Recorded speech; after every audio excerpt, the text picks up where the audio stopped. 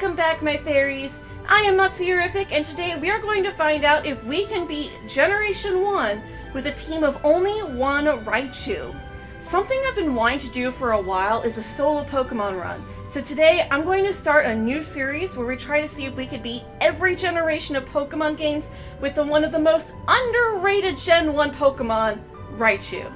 Extra fuel for this challenge comes from the lyric video of Katy Perry's song Electric, which featured silhouettes of every electric-type Pokemon except Raichu.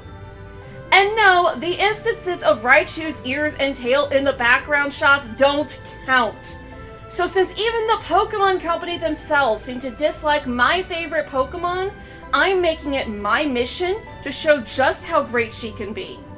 I'll be playing through the most updated version of each game, and since Pokemon wants to erase my favorite Pokemon, I figured I'd do the same to them by starting off in Pokemon Yellow version.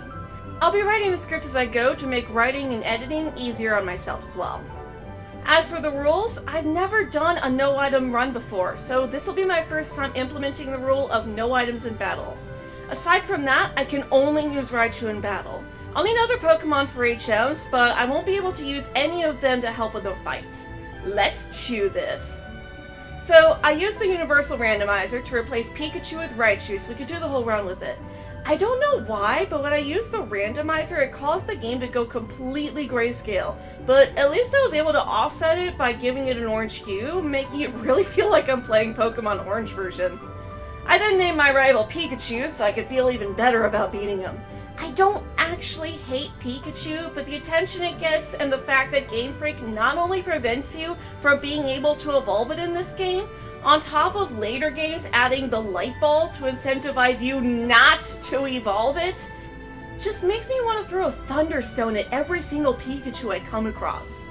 So I start the game and head into the tall grass, but Professor Oak tries to stop us because we don't have a Pokemon yet. Little did he know I was just one step away from the best thing to ever happen to this 10-year-old kid. Professor Oak catches it and then takes me to see his grandson, whose parents have taken their love of Pikachu to an unhealthy level. Professor Oak tells us to take our starter from the table, but Pikachu mistakes it for a spotlight and decides to steal it from us. Oh, it's on. 2 Thunderbolts later and Pikachu's trying to play it off like I didn't just humiliate him.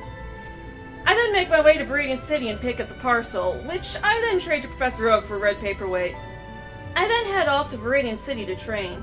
We don't learn any moves by level up in this game, which means we don't have anything we can use against Brock's rock and ground types, who are immune to electric attacks.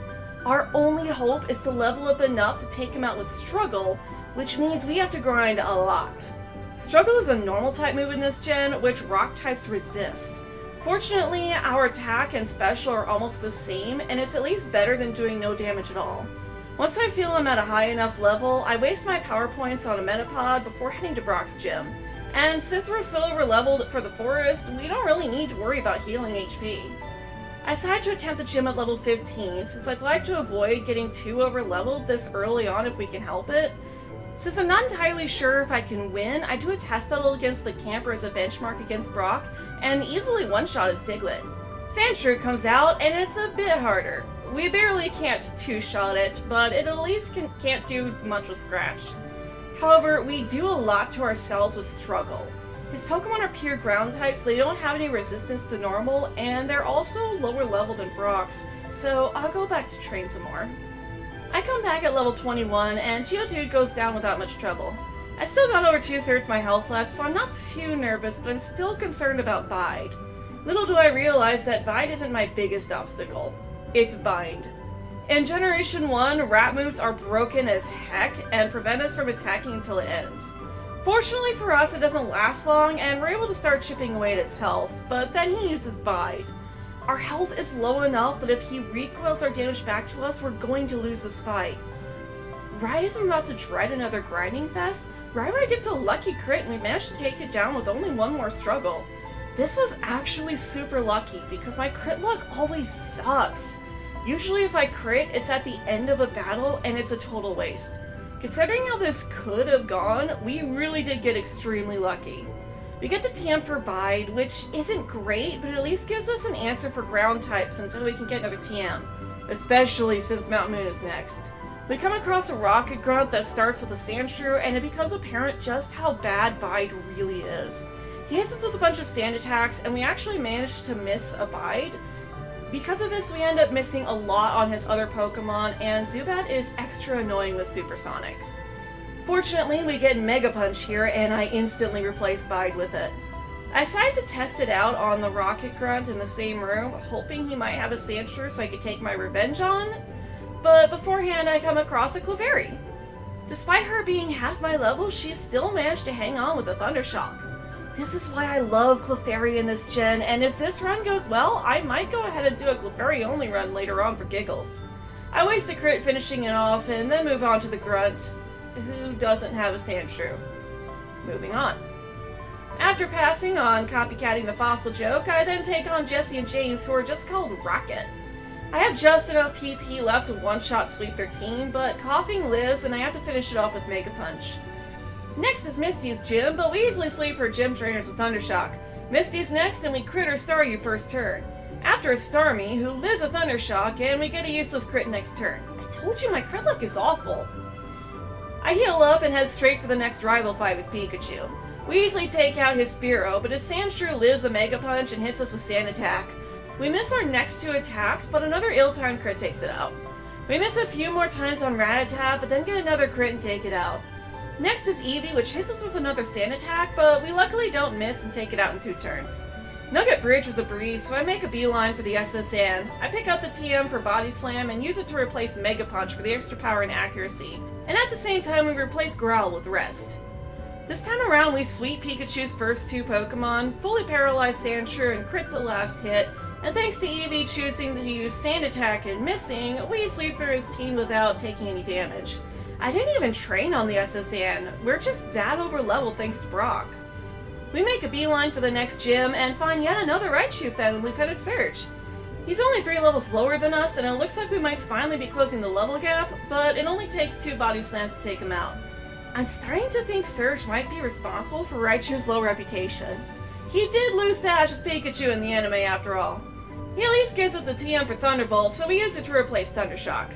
After breezing through Rock Tunnel, it's time for another rival battle. We breeze through Pikachu's first 3 Pokemon, and a misclick on Sandshrew allows him to get some damage in, but we hit the Body Slam on the next turn and they live on a sliver. We take it out with another Body Slam, and then one-shot his Eevee with Thunderbolt. I really am starting to regret leveling up so much against Brock, because the game just isn't as fun when we get through each fight without taking barely any damage. I skipped as many trainers as I could between Vermilion and Lavender, and we're still super overleveled. Hopefully Erica will be a bit more of a challenge.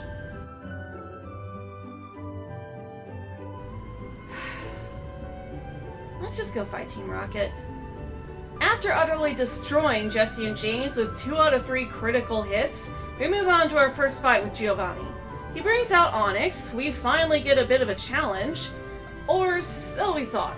Onix is durable, but he can't hit us for much, and doesn't seem to have any ground-type moves to hit us with. The rest of his Pokemon go down just as easily as the others, and we even get more critical hits.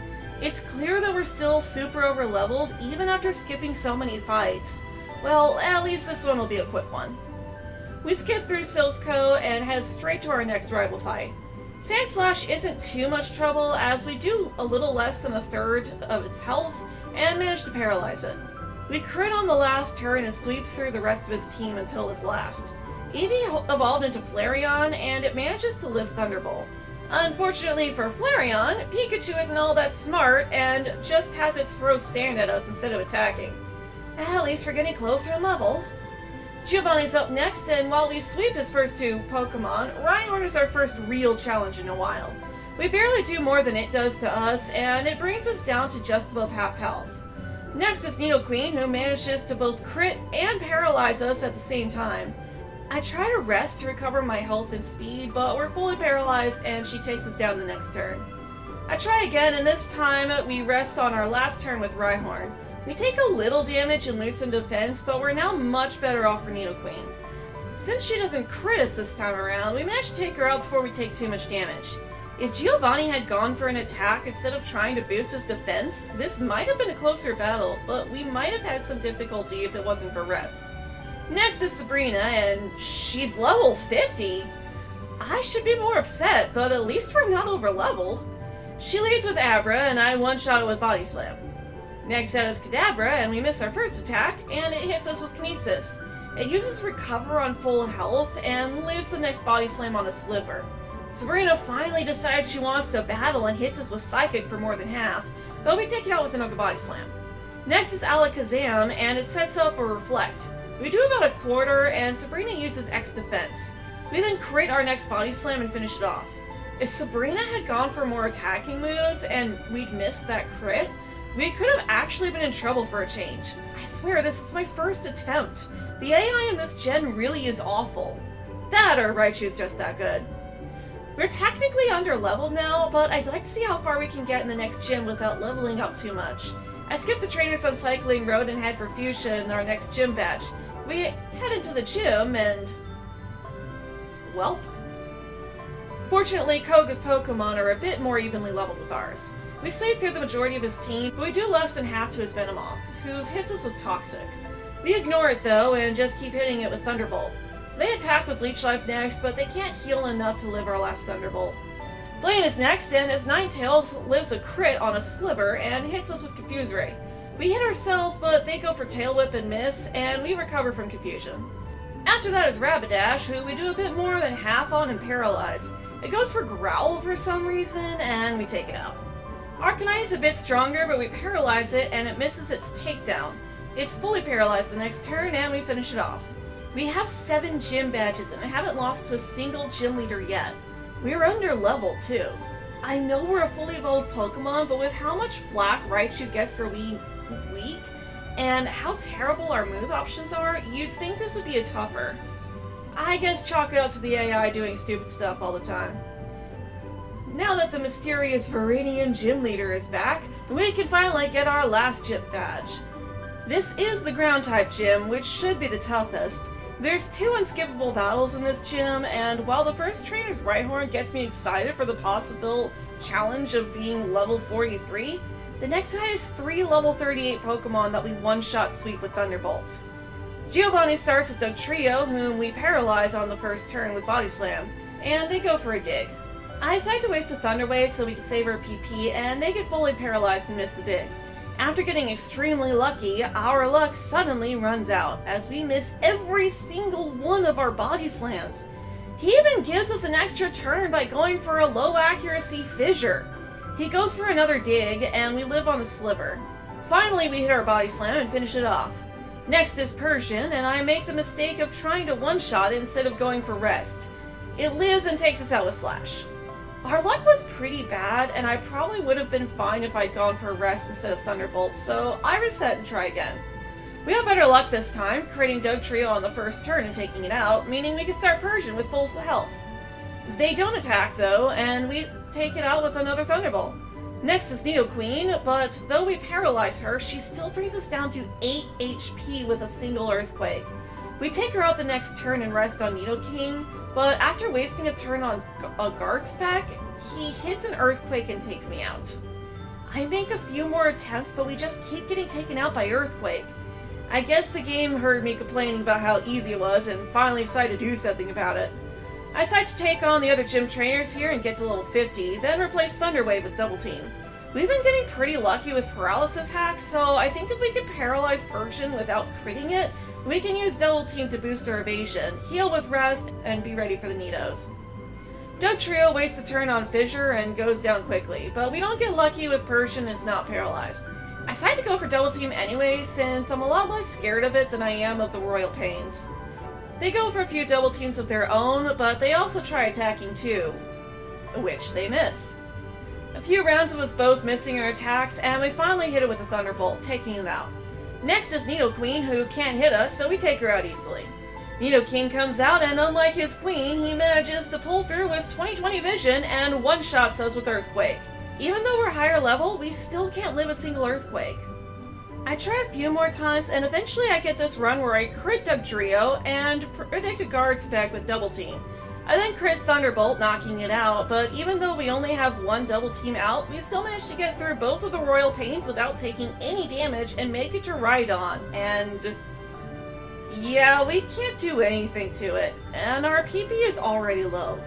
Even with insane luck, I don't think we have enough PP to whittle away Rhydon before we run out, and I really don't want to replace Rest with Tox if we can help it. Time to grind. I decided to clean up some trainers I skipped, and I'm starting to think it wouldn't have mattered. They're so low that we don't get much experience from them. I suppose I could use some of the rare candies I've been hoarding, but I want to save them for the Elite Four in case I need them. I could also battle Giovanni's other Pokemon a bunch of times and gain experience that way, but we lose half our money in this game when we're defeated, and I don't want to lose it all. I also found this level 40 Tentacool along the way, and it's just kind of sad how it's so much stronger than all the trainers we just fought. I also pick up a few PP ups so that if we manage to get lucky enough to survive long enough to whittle it down, we'll at least have the attacks to do so now. We try again at level 55 and take out Dugtrio with relative ease as usual.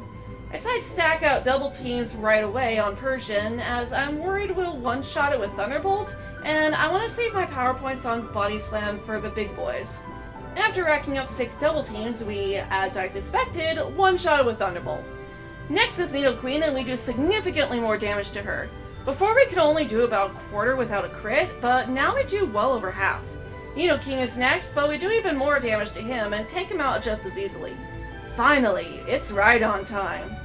We only do a little bit more to him than before, and he hits us first with Earthquake, but we live.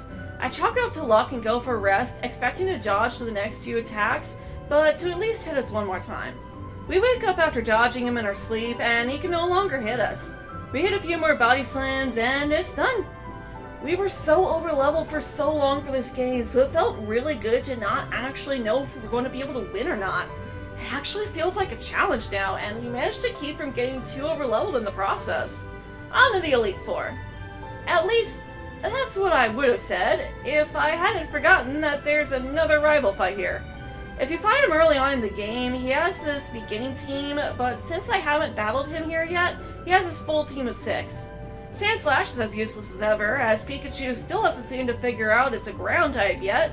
That, or he deliberately made sure it wouldn't have any super effective attacks against it, in case it decides to take its constant losses out on him. The rest of his team is a pretty easy sweep, and even though he managed to confuse us, Raichu just does not care and keeps destroying his team. Last is Flareon, who's had enough of our OP shenanigans and hits us with an OP move of his own. Fire Spin. It doesn't last too many turns though, and we fish off another Thunderbolt. Okay, now it's Elite Four time. By the time we get through Victory Road, we're level 50 and these are our stats. We only have 2 moves that can do damage, and we only have 18 PP on each, but I've been hoarding up my ethers and elixirs the whole time, so we should be able to make it through. I also have my rare candies on me in case we need them, but considering the only thing we really struggle against are rock and ground types, I think we should be okay. The only 2 people I could foresee being too much of an issue are Bruno with his 2 Onyx, and Lance with his Dragonair. I'm not too worried about Dragonite since his flying type negates its resistance to a Thunderbolt. Everyone comment down below if you think I can win or not. Let's chew this. First is Lorelei, but there really isn't much to say about her.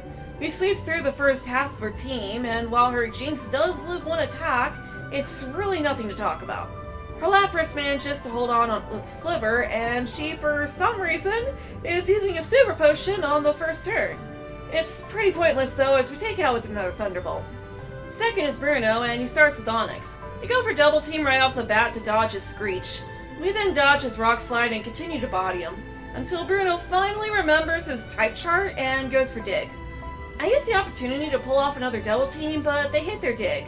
Predicting another Dig, I go ahead and use Rest. I'm confident we could dodge it in our sleep, and I was right. He digs again, and we go for another Double Team, but this time he hits both the Dig and a Slam, bringing us down below half health. I decide to finish it off now and rest on his Hitmonchan. He wastes both turns with the next defense, which was useless since I was just planning to hit him with a Thunderbolt anyway. Sure enough, we dodge his 1 chance to hit us, and then finish him with a critical Thunderbolt. Hitmonlee is out, but it also goes down to crit Thunderbolt. He sends out his second Onyx, which we paralyze first turn, dodges attacks, and then he gets fully paralyzed and misses another Rock Slide. Then gets paralyzed again before going down to Body Slam. He then sends out his ace, which we humiliate with another critical Thunderbolt. I forgot just how broken crits are in this gen. I heal up my power points with an elixir and then move on to Agatha. We two-shot her Gengar, and then critical one-shot both her Golbat and her Haunter. We don't crit the Arbok though, and it lives on a sliver before going down to Body Slam. Her last Gengar is basically just a repeat of the first, so we move on. I use an Ether on Thunderbolt to get ready for Lance. He sends out Gyarados, and we show him just how unintimidating his 4 times weakness is. Next is our main concern, Dragonair, who actually goes pretty well. We get close to two-shotting it and paralyze it on the second turn. He heals with a Hyper Potion, and I go for a Body Slam, hoping to keep him out of healing range, and... does Dragon not resist normal in this game? Huh. He sends out his last Dragonair, and this one's a bit more of a challenge. We don't one-shot this one, and he hits us with Wrap, healing on the next turn. Once he finally lets go of us, we go for another Thunderbolt, and he freezes us! We can't do anything except sit here while he takes us out with Ice Beam, and as if being immobile wasn't enough, he decides to finish us off with a Hyper Beam! Just my luck. I restart and try again, and things go a lot easier for us. Gyarados is still a joke, and I Thunderbolt the Dragonair to keep it out of healing range, then finish it off with Body Slam. We crit the second, and it just goes for Bubble Beam this time, allowing us to hit it with another Thunderbolt to finish it off. Next is Aerodactyl, which goes about as well as you'd expect. Last is Dragonite, and this time it takes more damage from Thunderbolt than it does Body Slam, and almost takes us down with some crit luck of his own. Fortunately, we're still well off enough to live another Fire Blast, and we win the fight against him with relative ease. On to the last hurdle, and surprisingly, Sandslash actually isn't useless for a change. And I know that if I want any chance of beating Pikachu, I need to get through his Sandslash on full health. I reset a couple of times, but we just can't seem to dodge enough to take it out. After a few more tries, we finally managed to get a good run. We get off our double teams, and it misses all of its Earthquakes. We then get a lucky crit and take it out with one more Body Slam. We're finally on Alakazam, and Pikachu heals on the first turn. He seems to have run out of Hyper Potions though, because we managed to take it out with only 2 more Thunderbolts. Executor's next, but 2 attacks and a crit later and it goes down too. Magneton's next, and I can tell we're not going to kill in 2 without a crit, so I go for Thunderbolt to keep it out of healing range, and then finish it off with a crit. Cloyster's next, but it goes down easily. Finally is Flareon at level 65, and it's a pushover that goes down with 2 hits. And that's it! We had a bit of a struggle near the end there, but we got lucky that we didn't really need to grind all much. Giovanni and Brock were really the only challenges where we couldn't just rely on insane luck to win, and even then, the grind really wasn't that tough at all. It only took us 41 in-game hours to beat. As I said before, this was the first time I've tried doing a no items run, but we really didn't miss them. If I could have used items, then we at least wouldn't have been so over-leveled throughout most of the game, but that at least meant we could skip most of the non-mandatory fights. I'm expecting Gen 2 to be a bit more difficult, especially since we don't need to over-level to beat the first gym. Let me know what you guys think of this idea of beating every generation with a specific underrated Pokemon. I actually did a test run where I allowed myself to use items next to Y, and it was quite a bit more difficult than this. I think as we progress through the games and more is added, the more fun these will get. Leave a comment down below what your favorite underrated Pokemon is, and tell everyone how much it does not deserve the disrespect it gets, and why. I always like reading stories about how such and such commonly hated Pokemon is actually good, and that people really do love it. Thank you guys for watching, and as always, if you enjoyed this video, then be sure to leave a like, comment down below, and subscribe for more videos from me. We do all sorts of fun stuff on this channel, including playing video games, we do art, and I'll sometimes talk about cartoons and anime. So if you enjoy that stuff, then be sure to ring that bell icon to miss a video. Thank you guys for watching, and as always, I hope you all have a very magical day.